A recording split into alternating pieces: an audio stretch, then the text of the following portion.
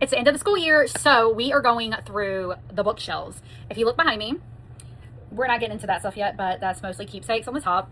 On this row is records, dictionaries, thesaurus, things like that. Here is some science and government books that we will be working on over the next year.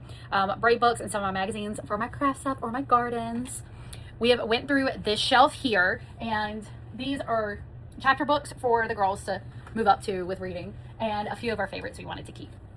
I went through all of these. Let's see, have you ever seen these? Hold on.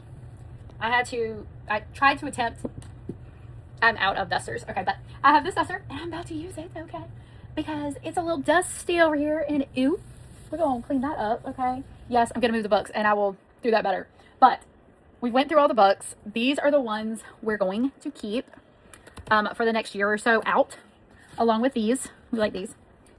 We're going to be putting these up. They were pretty helpful when the girls were younger, but we're going to stick these up for the grandkids.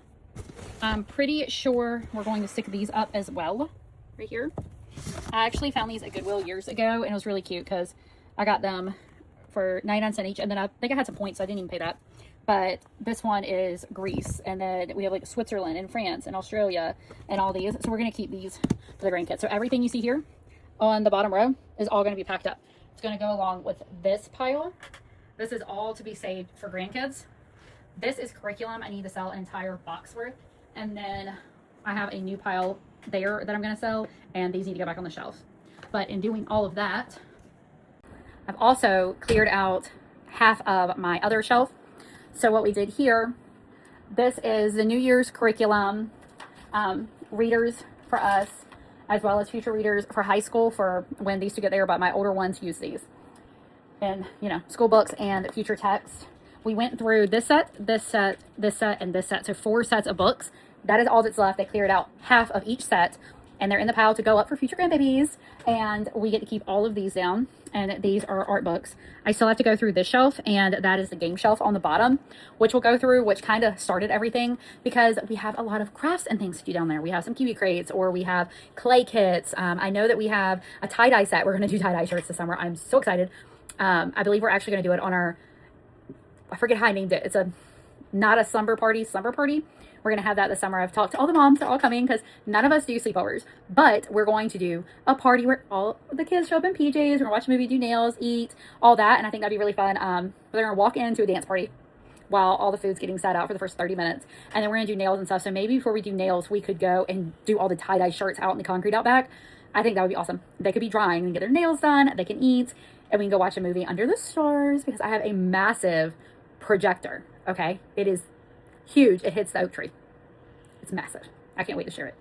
But we're gonna have some fun. So get all this cleared up because I have books coming in already. I've already collected a few. I got some cool little history tidbit ones that I will be sharing. I've never seen them. I bought them off another homeschool mom. They're really cool. I'm excited for them. As well as this new set I got. My daughter's in here and she's handing it to me. She's been chomping at the bit today to figure out what these are. So I will review these later because we haven't went over them yet, but they look pretty cool. It's a 7-part book series. It's the 7 Deadly Dragons by Sir Roland. But when you go through them, here you go. Hold on. I apologize. Starts on the bottom going up.